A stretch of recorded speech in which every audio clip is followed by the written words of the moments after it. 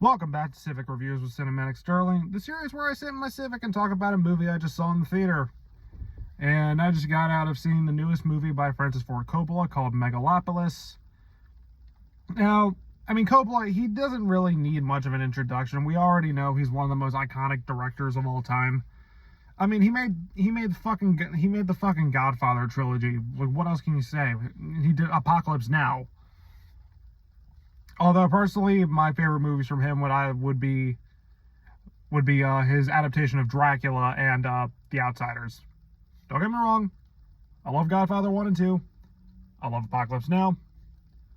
But those two are my personal favorites. They're up there my favorite movies of all time, in my top 20. I was interested in Megalopolis. The trailers looked really cool. I liked how they're blending Rome with a futuristic modern day. I thought that looked neat, but then I saw a lot of the reviews. The reviews weren't great.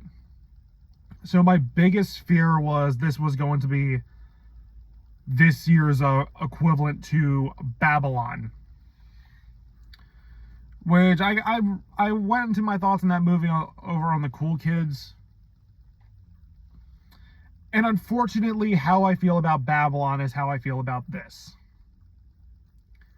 It is a well-made movie. It is well directed.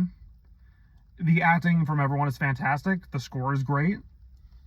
There's some cool visuals. But unfortunately, it's very convoluted, very bloated, very pretentious, boring, and style over substance.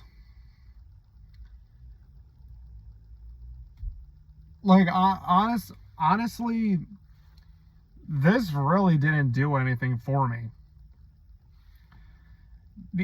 And sure, you can give me cool visuals, but if you're not giving me a story or characters I care about, then why the hell would I be interested?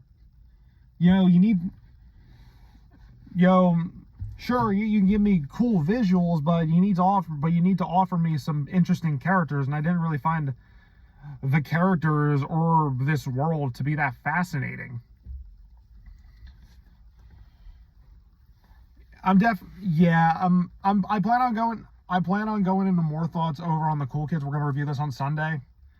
That's why I'm trying to be a little brief with my thoughts. But if I had to rate this from 0 to 5, I'm currently leaning maybe a 2.5. It's mediocre.